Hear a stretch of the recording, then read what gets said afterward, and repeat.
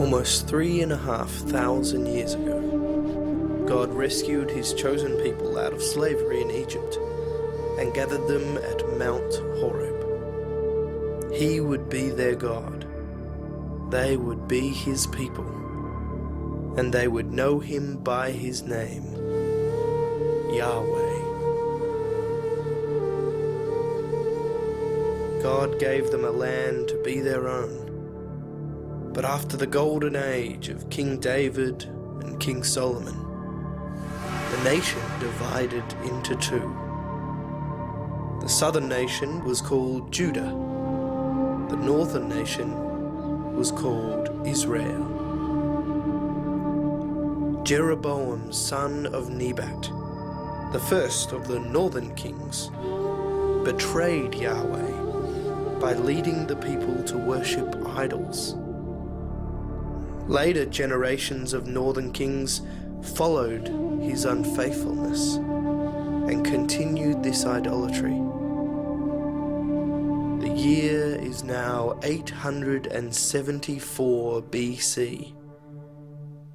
The worship of Yahweh is almost a distant memory. And it was at this time Yahweh sent a man to turn their hearts back again.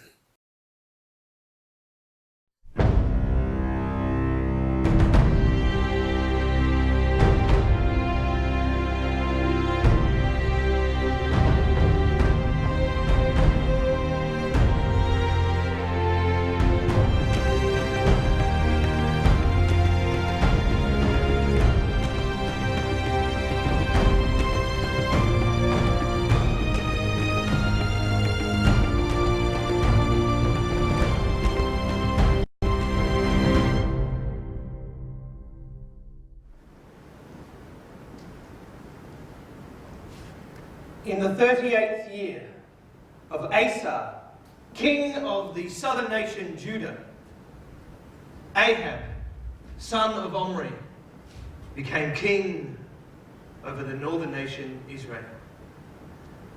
Ahab did evil in the eyes of Yahweh. He ruled over Israel in Samaria for 22 years. But not only did he consider it trivial to commit the sins of Jeroboam, son of Nebat, he also married Jezebel, daughter of Ethbaal, king of the Sidonians. And he began to worship and serve Baal. He made an altar for Baal in the temple of Baal that he built in Samaria. He also made an Asherah pole and did more to provoke Yahweh, the God of Israel, to anger than any of the kings that ruled before him. In his time, Hiel of Bethel rebuilt Jericho. He laid its foundations at the cost of his firstborn son, Abiram, and set up its gates at the cost of his youngest son, Segub, in accordance with the word of Yahweh spoken by the prophet Joshua, son of Nun. Now, Elijah, the Tishbite from Tishbe in Gilead, went to King Ahab and said, "As Yahweh Almighty lives, whom I serve, there will neither be dew nor rain these years except by my word." Then the word of Yahweh came to Elijah, saying, "Go, leave this place, and go eastward, and hide in the Kerith ravine east of the Jordan. You will drink from the brook there, and I have ordered the ravens to supply you with food." So he left and went to the Kerith ravine.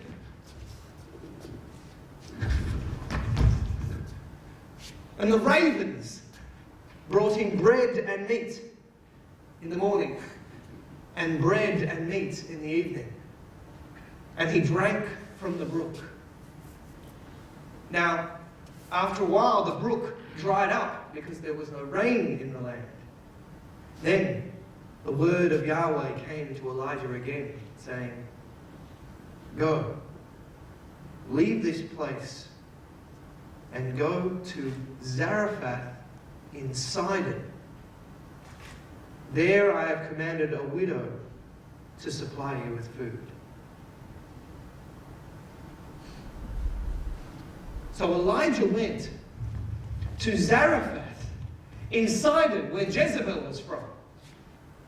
And when he arrived there, when he got to the city gates, he saw there a woman gathering sticks, and he called to her, "Please, can I have a jar of water to drink?" And as she went off to get it, he said, "And also, can you bring me a piece of bread to eat?" At this, the woman stopped and said, "As surely as Yahweh, your God, lives, I do not have any bread. I only have a handful of flour in a jar and a little oil in a jug. I am gathering a few sticks to prepare a meal for myself and my son. And then we will eat it and die." Elijah said to her, "Do not be afraid. Go, do as you have said. But first, make a small cake of bread for myself, and then make one for you and your son. For this is what Yahweh, the God of Israel, says. That jar of flour will not run out, and that jug of oil will not run dry, until Yahweh brings rain upon the land." And so the woman went and did as Elijah had instructed. And there was food every day for Elijah and for her and her son. For that jar of flour did not run out. And that jug of oil, it did not run dry, in keeping with the word of Yahweh that Elijah had spoken.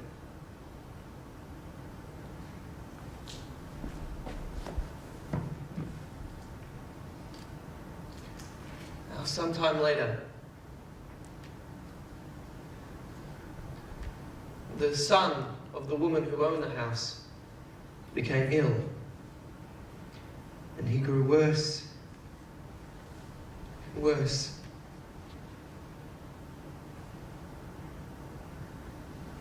Until finally he stopped breathing.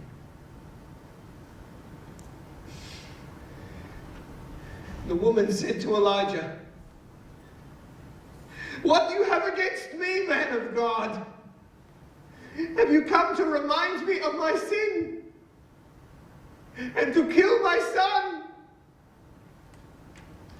And Elijah said to her, "Give me your son." And he took the child from her arms and carried him upstairs to the room where he was staying. He laid the boy on his bed, and he cried out to Yahweh, "Oh Yahweh, my God, have you even brought tragedy upon this poor widow that I am staying with?" And then he stretched himself out over the boy 3 times and cried to Yahweh, "Oh Yahweh, my God, let this boy's breath return to him."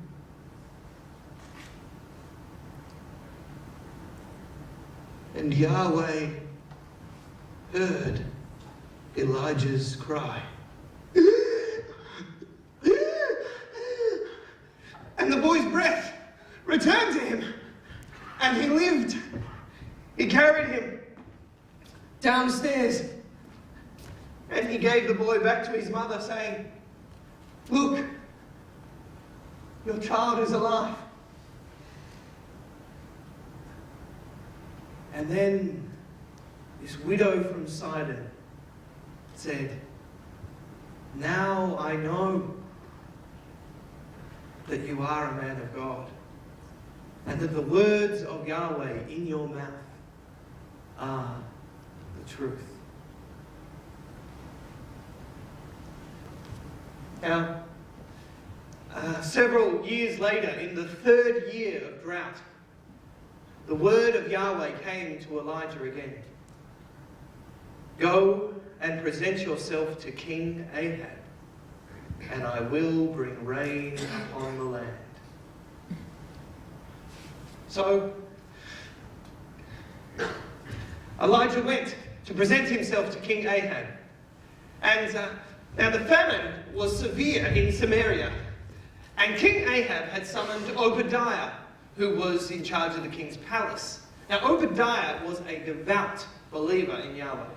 When Jezebel was killing the prophets of Yahweh, Obadiah had hidden 100 prophets in 2 caves, 15 each, and supplied them with food and water.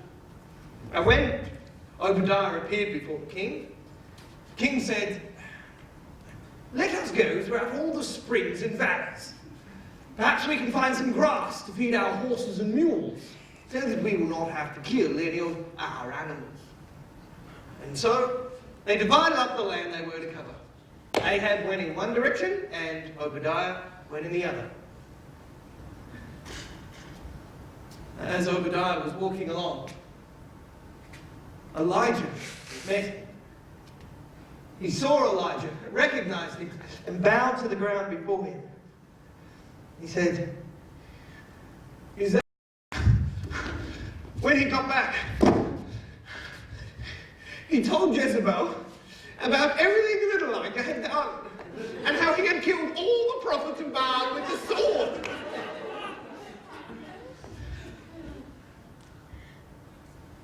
And Jezebel sent a message to Elijah. "May the gods deal with me, be it ever so severely, if I do not by this time tomorrow make your life like that of one of them." Now when Elijah received the message,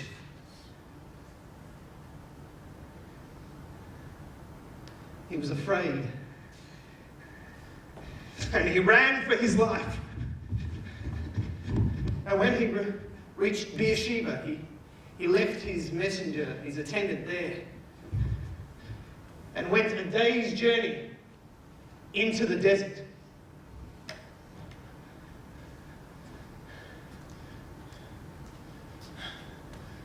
When he came to a broom tree,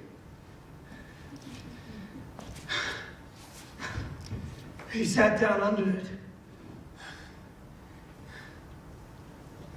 and prayed that he might die. "I have had enough, Yahweh. Take my life. I've done no better than my ancestors."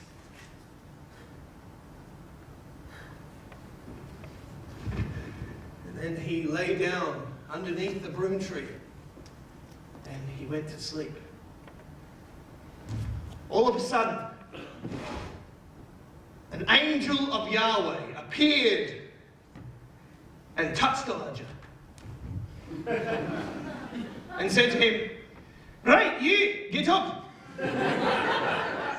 and eat." And then Elijah looked up, and next to him was a cake of bread baked on hot coals and a drink of water.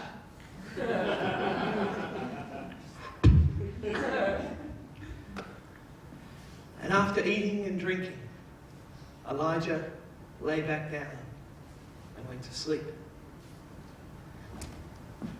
Now the angel of Yahweh appeared to him again, touched him, and said, "Get up and eat, for the journey is too long for you." And so Ahab got up and ate, and strengthened by that food, he went 40 days and 40 nights into the desert until he came to Mount Horeb, the mountain of God.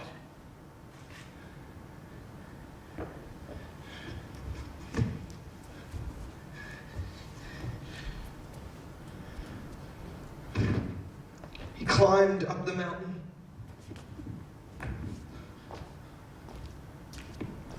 And went into a cave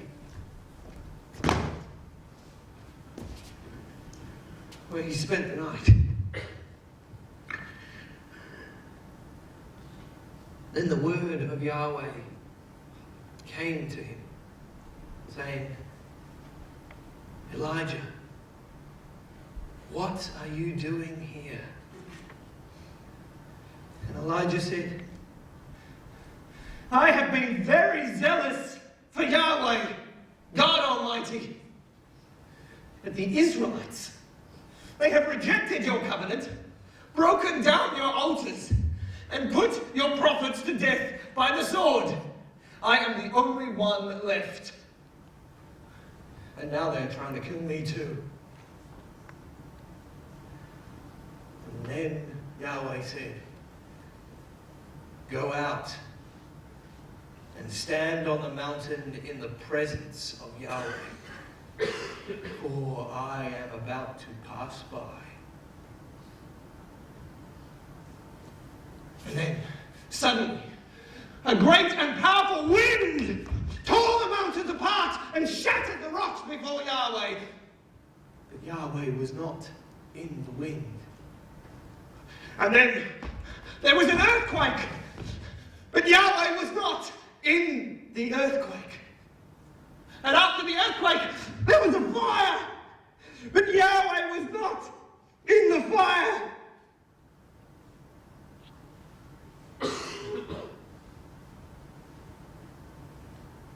And after the fire,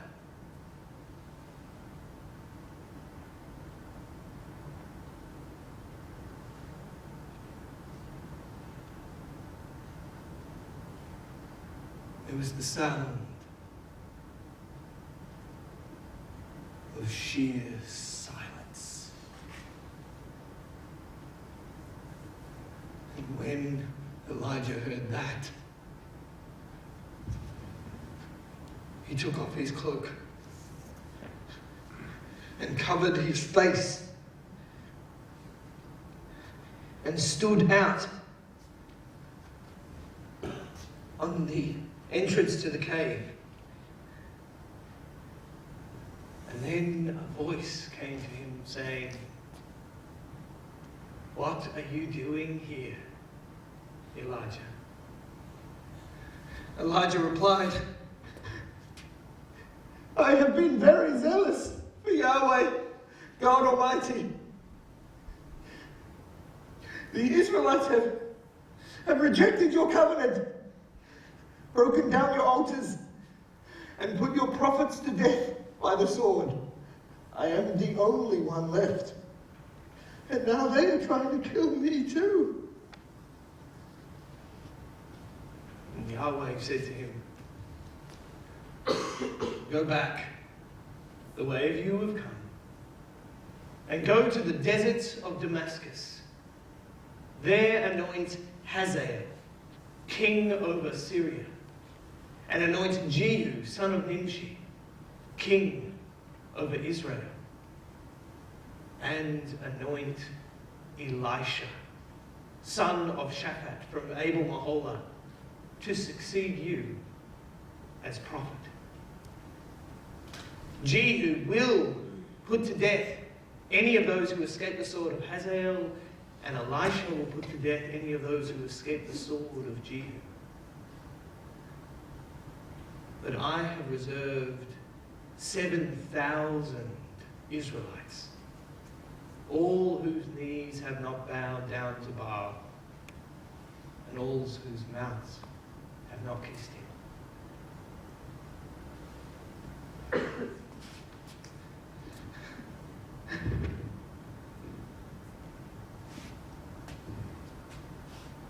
And so Elijah went and found Elisha. Now Elisha was ploughing with 12 yoke of oxen, and he himself was driving the 12th pair.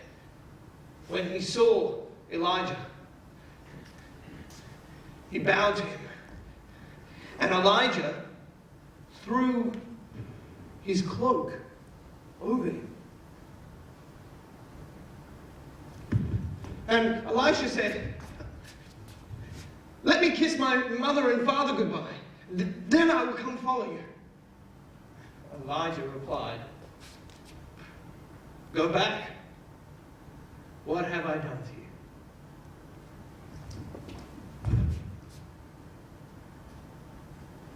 So Elisha went back. But he slaughtered his 12 yoke of oxen and burnt the ploughing equipment to cook the meat. And then he gave the meat to the people. And then he went to follow Elijah. And he became his attendant.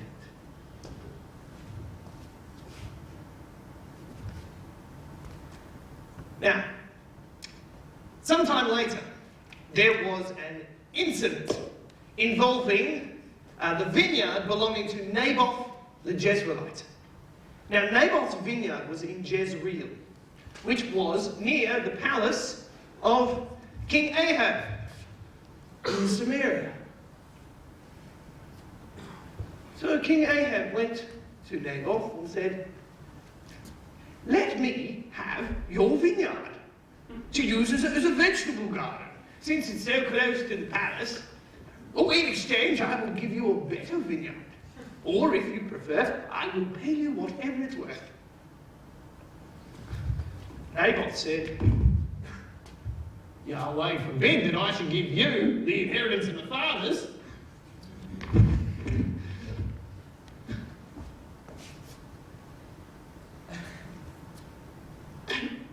Ahab went home, sullen and angry, because Naboth had said, "I will not give you my vineyard." He sat on his bed, sulking, and he refused to eat.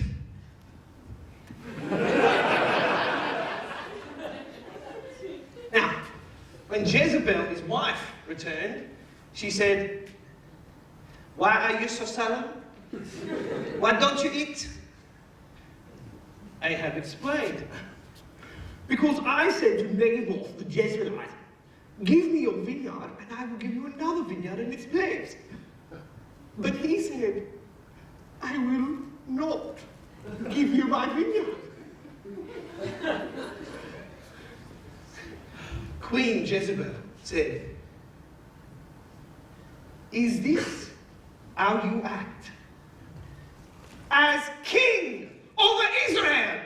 Get up and eat. Cheer up. I will get you the vineyard of Naboth the Jezreelite." So, Queen Jezebel wrote a letter in the king's name and sealed it with the king's seal and sent it to the elders and nobles who lived in Naboth's city with him. Now, this letter read, "Proclaim a day of fasting and seat Naboth in a prominent place among the people, but seat 2 scoundrels opposite him, and have them testify before all the people that Naboth has cursed both God and the king. Then take him out and stone him to death." And so the elders and nobles did as directed by the letter that Jezebel had written to them. They proclaimed a day of fasting. And they sat Naboth in a prominent place among the people. But they sat two scoundrels opposite him. And at the appropriate time, they stood up and testified to all the people, "Naboth is cursed by God and the king!" And then they took him outside.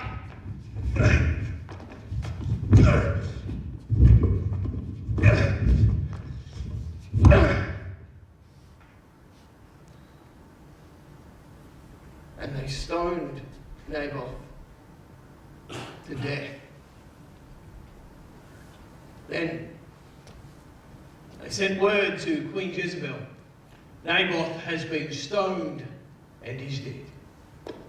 Now when Queen Jezebel heard that Naboth had been killed, she went to Ahab and said, "Go down and take possession of the vineyard of Naboth the Jezreelite. He is no longer alive, but dead." When Ahab heard that Naboth was dead, he went down to his vineyard to take possession of it.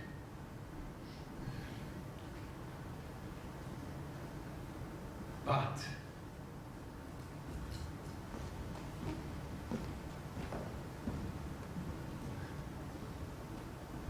the word of Yahweh came to Elijah.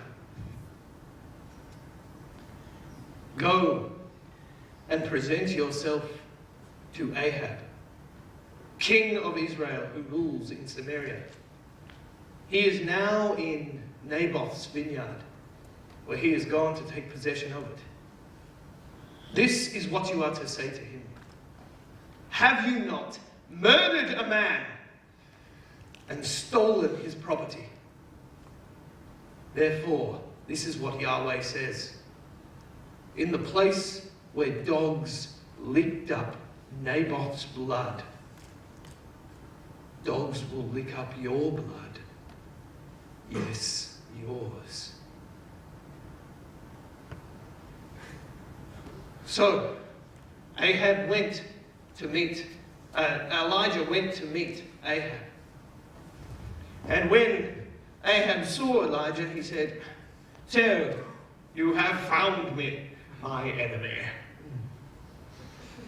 And Elijah said, "Yes, I have found you, because you have sold yourself to do evil in the eyes of Yahweh. Therefore, this is what Yahweh says. I will bring destruction upon you.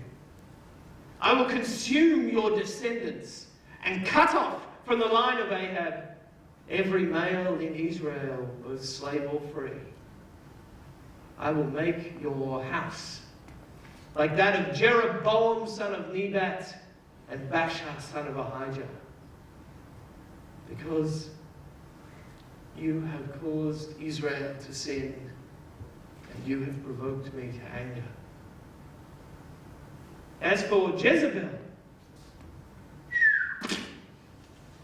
dogs will devour her by the wall of Jezreel. Dogs will consume those belonging to Ahab who die in the city, and the birds of the air will feed on those who die in the country." See, there never was a man like Ahab who sold himself to do evil in the eyes of Yahweh, spurred on by Jezebel, his wife. He behaved in the vilest manner, chasing after idols, just like the Amorites that Yahweh had driven out before Israel.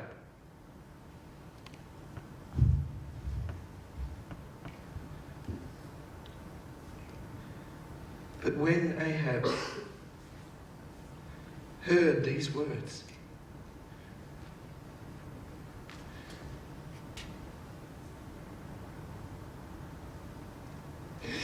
he tore his clothes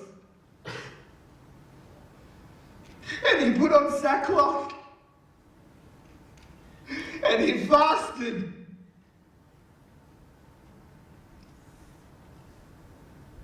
He lay in sackcloth and went around meekly. Then the word of Yahweh came to Elijah. Do you see how Ahab has humbled himself before me? And because he has humbled himself, I will not bring this disaster on his day, but I will bring it on the day of his son.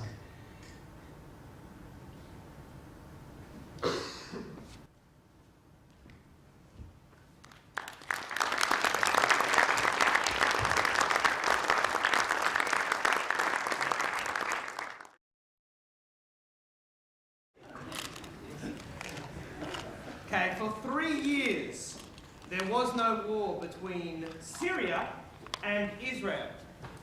But in the 3rd year, King Jehoshaphat, son of the king of the southern kingdom, Judah, went up to meet King Ahab, king of the northern kingdom, Israel.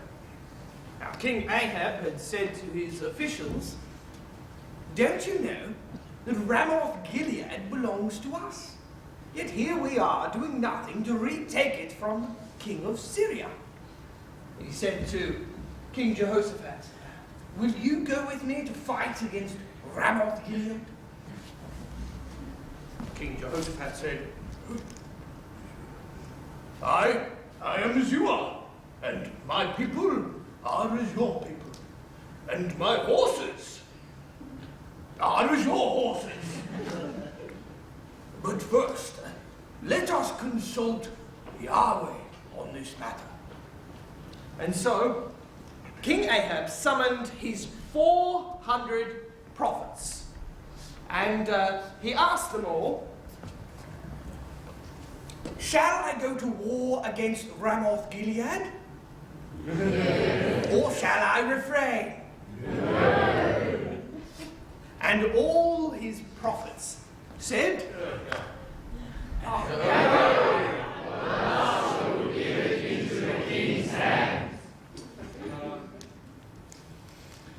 And King Jehoshaphat said,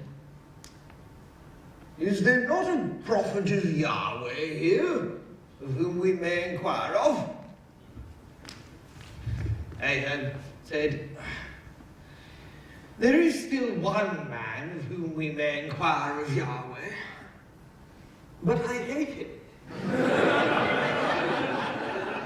Because he never prophesies anything good about me, but always only bad. His name is Micaiah, son of Imlah." King Jehoshaphat said, "The king should not say such a thing." And so King Ahab summoned a messenger and said, "Go fetch Micaiah, son of Imlah, at once." Now, King Ahab and King Jehoshaphat were dressed in their royal robes, sitting on their thrones by the threshing floor at the gate of Samaria, with all the prophets prophesying before them. And Zedekiah, son of Canaanah, had made iron horns, and he said, "With these horns you shall gore the Syrians until they are destroyed." And all the other prophets said the same. "Attack Ramoth Gilead and be victorious, for Yahweh will give it into the king's hand." Now, when the messenger who came with Micaiah, he said to him, "Look, As one man, all the prophets are prophesying success for the king. Let your word agree with theirs and speak favourably. But Micaiah said, as Yahweh lives, I can only say to the king what Yahweh says to me. So, Micaiah appeared before the king, and Ahab asked him, Micaiah, shall I go to war against Ramoth Gilead, or shall I refrain?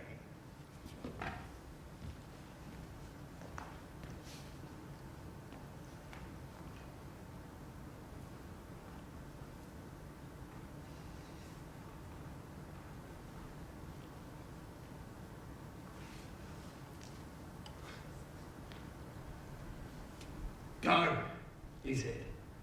Attack Ramoth Gilead and be victorious, for Yahweh will give it into the king's hand.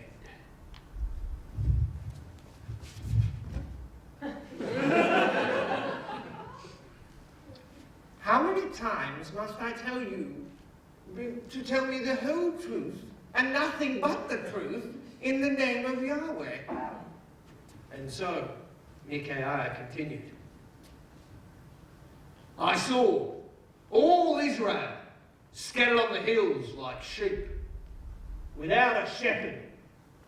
And I heard a voice from Yahweh saying, these people have no king. Let them go home in peace. Ahab said to King Jehoshaphat, didn't I tell you he never prophesies anything good about me, but always only bad? But Micaiah continued, then I saw Yahweh seated on his throne, with all the host of heaven surrounding him, some to his right and some to his left. And Yahweh said, who will go to entice Ahab to fight Ramoth Gilead and there go to his death? Oh, one suggested one thing, another suggested other things. Then one spirit came forward, and he said, I will go. Yahweh said, oh, by what means will you entice him? And the spirit said, I will be a lying spirit in the mouths of all his prophets. Therefore, Yahweh said, go, do it. You will succeed in enticing him. So, Yahweh has put a lying spirit in the mouths of all these prophets of yours. He has decreed disaster for you. Micaiah, son of Imlah, and Zedekiah, son of Hananiah, came up to Micaiah and slapped him on the face and said, which way did the Spirit of Yahweh go when he went from me to speak to you? And Micaiah replied,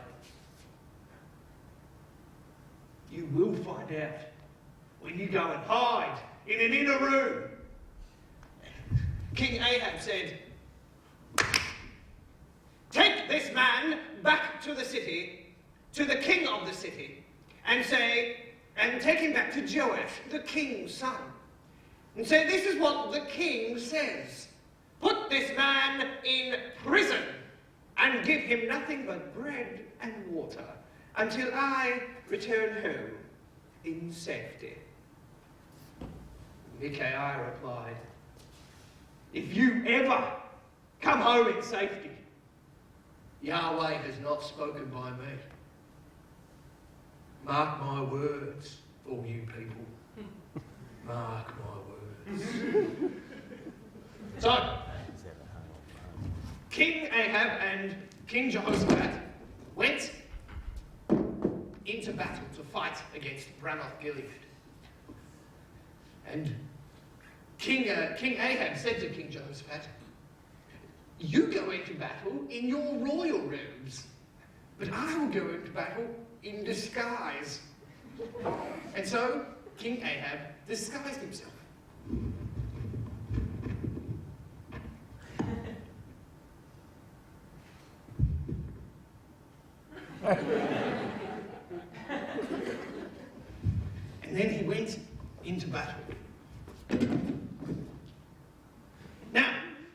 king of Syria had ordered his 32 chariot commanders, saying, "Do not fight against anyone, small or great, except the king of Israel."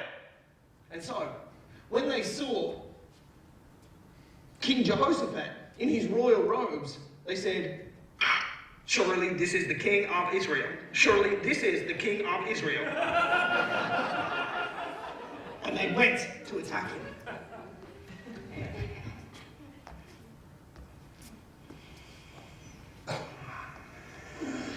But when King Jehoshaphat cried out, "Ah!" they went, "He is not the king of Israel. He is not the king of Israel." And then they stopped pursuing him. But then, someone drew his bow at random and struck King Ahab between the sections of his armor. King Ahab said, "Wheel me around. Get me out of the fighting. I have been wounded." Now, all day long, the battle raged, and King Ahab was propped up in his chariot, and the blood from his wound filled the floor of his chariot. And that evening, King Ahab died. As the sun was setting across the land, a cry went through the battle, "Every man to his own town! Every man to his own land!" And so, King Ahab died. And they brought his body back and buried him in Samaria. And they took his chariot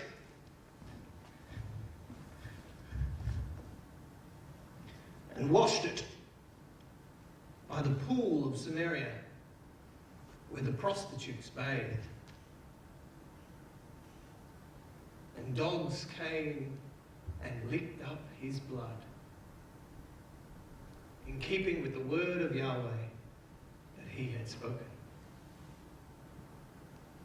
As for all the other events of Ahab's reign and all that he did, the palaces that he built, inladen with ivory, and the cities that he fortified,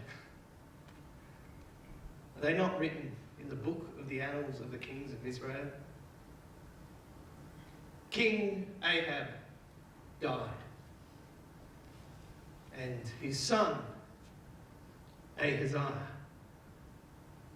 succeeded him as king. Now, Ahaziah ruled over Israel for 2 years because he did evil in the eyes of Yahweh. And he walked in the ways of his father and his mother, and in the ways of Jeroboam, son of Nebat. He worshipped and served Baal, and provoked Yahweh, the God of Israel, to anger, just as his father had done. Now, Ahaziah had fallen through the lattice in his upper room in Samaria and injured himself.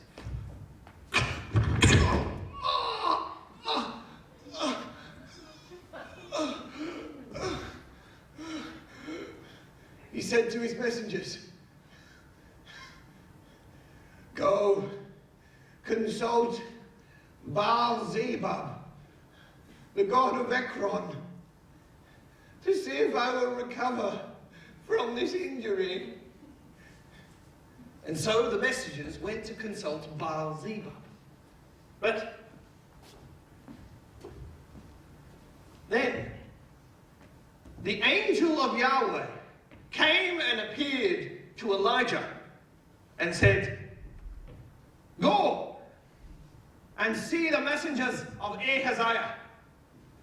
This is what you're to say to him. Is it because there is no God in Israel to consult that you send men to consult Baal-zebub, the god of Ekron?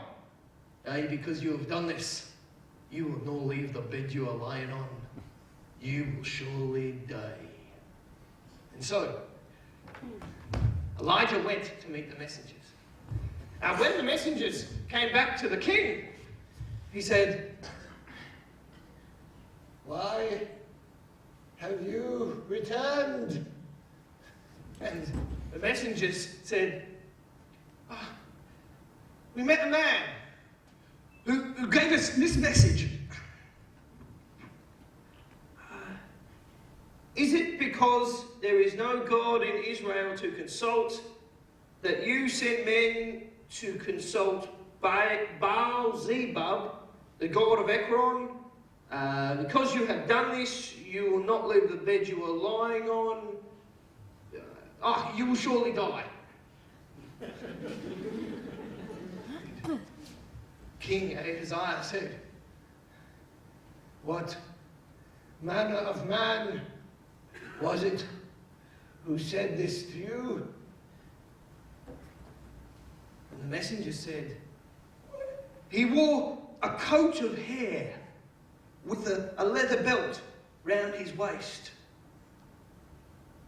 And King Ahaziah said, "That is Elijah the Tishbite." So, the king sent a captain with his 50 men who went up to Elijah, who was sitting on a hill, and said, "Man of God, the king says this, come down." Elijah replied,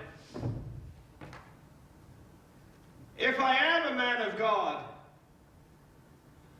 may fire come down from heaven and consume you and your 50 men." And so,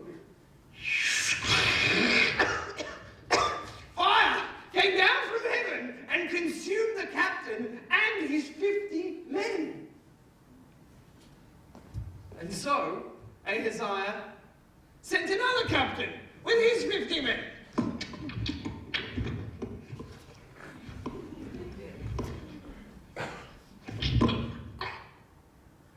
"Man of God, the king says this, come down at once."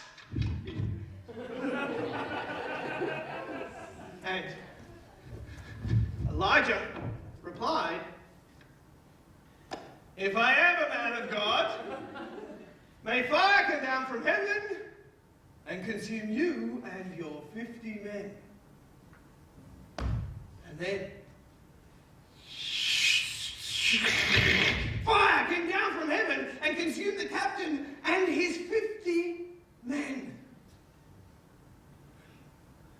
And so then Ahaziah sent another captain with his 50 men.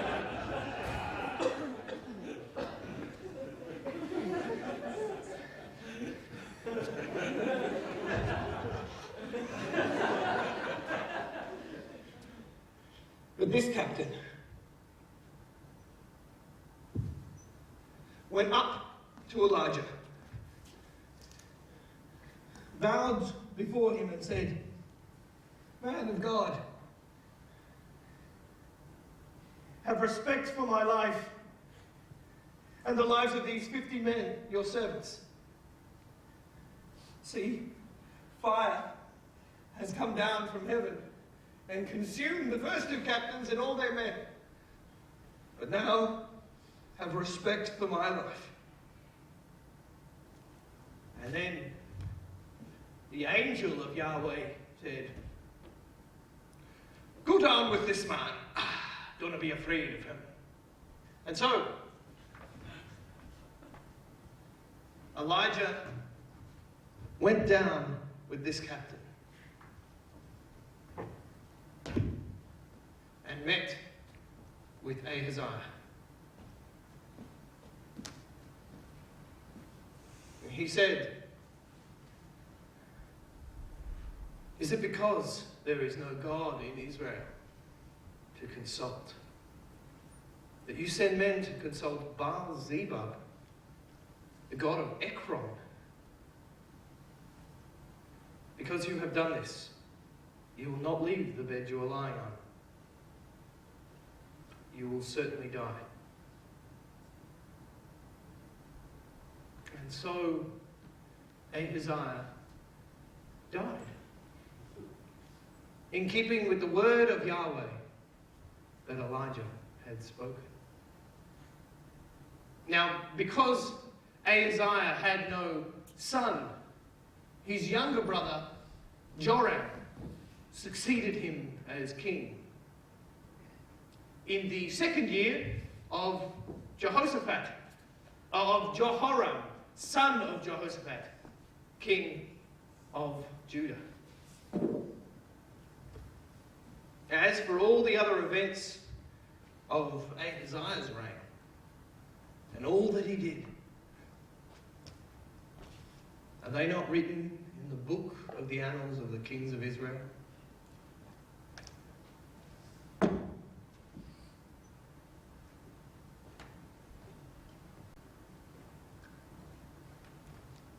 When Yahweh was about to take Elijah up to heaven in a whirlwind, Elijah and Elisha were on their way from Gilgal, and Elijah said to Elisha, "Stay here, for Yahweh has sent me on to Bethel."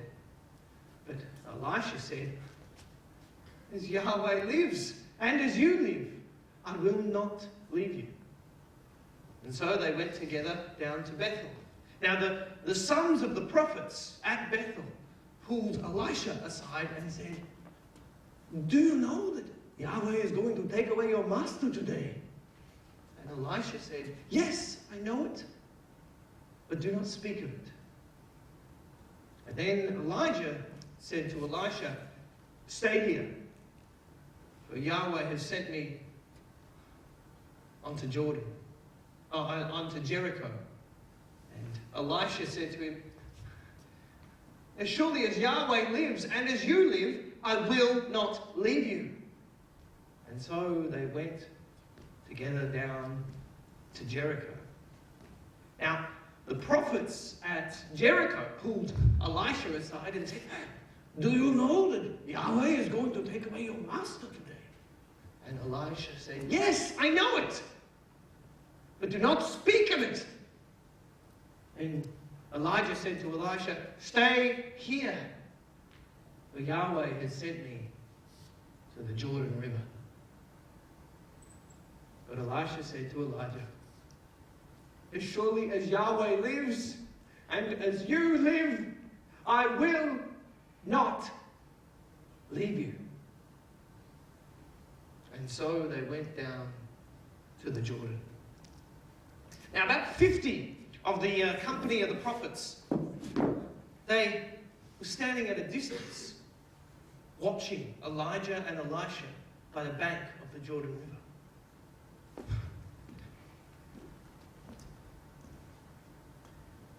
And Elijah took off his coat, rolled it up, and struck the waters with it. And the waters parted to his right and to his left. And Elijah and Elisha crossed over on dry ground. Then Elijah said to Elisha, "Tell me, what can I do for you before I am taken from you?" And Elisha said, "Please, let me inherit a double portion of your spirit."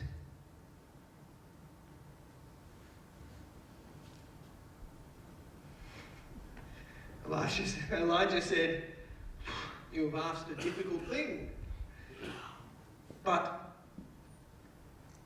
if you see me when I am taken from you, it will be yours. If not, then not. And so Elijah and Elisha were walking along and talking, when suddenly chariots of fire and horses of fire appeared before them and separated them. And Elijah was taken up to heaven in a whirlwind. And Elisha saw it, and he cried out, "My father! My father! The chariots and the horsemen of Israel!" And then Elisha saw Elijah no more.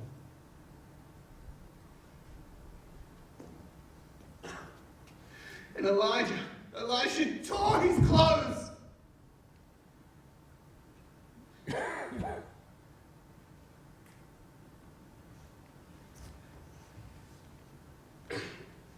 And he picked up the coat that had fallen from Elijah. And he went back to the bank of the Jordan River.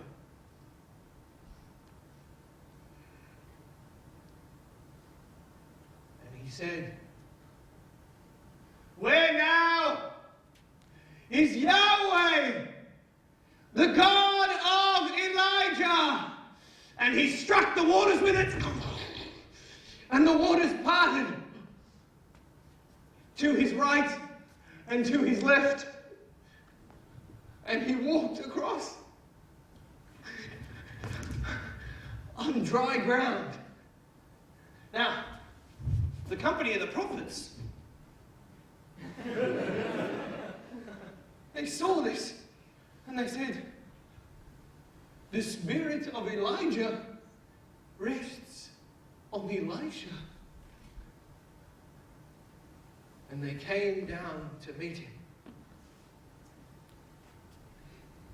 And they bowed to the ground before him.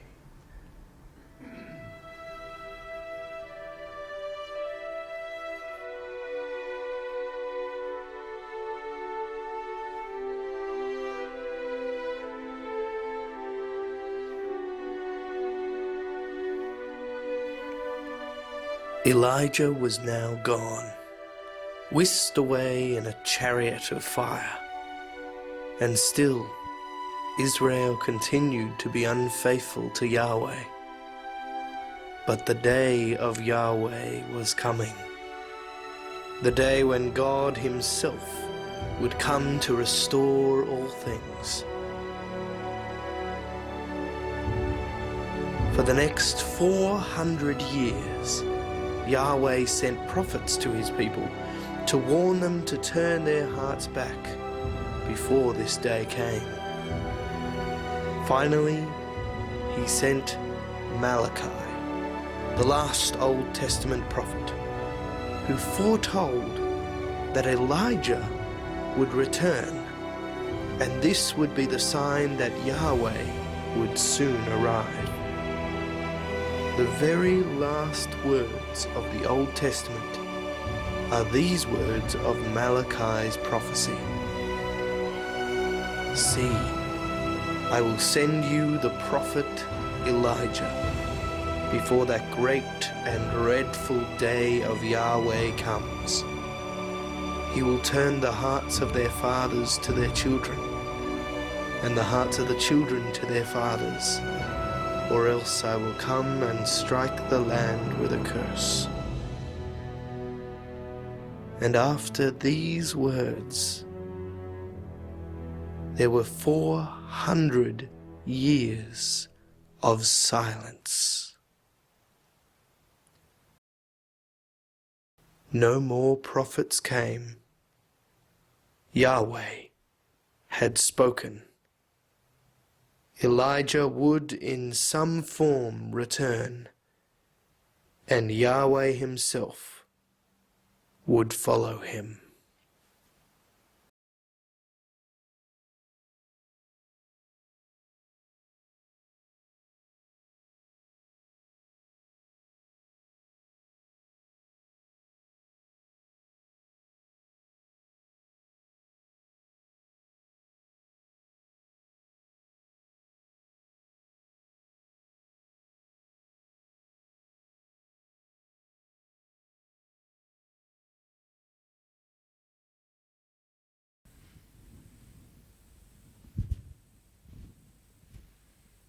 And then John the Baptist came, baptizing in the desert region and preaching a baptism of turning back to God for the forgiveness of sins. The whole Judean countryside and all the people of Jerusalem came out to him. Confessing their sins, they were baptized by him in the Jordan River. John wore clothing made of camel's hair and a leather belt round his waist. And he ate locusts and wild honey. And this was his message.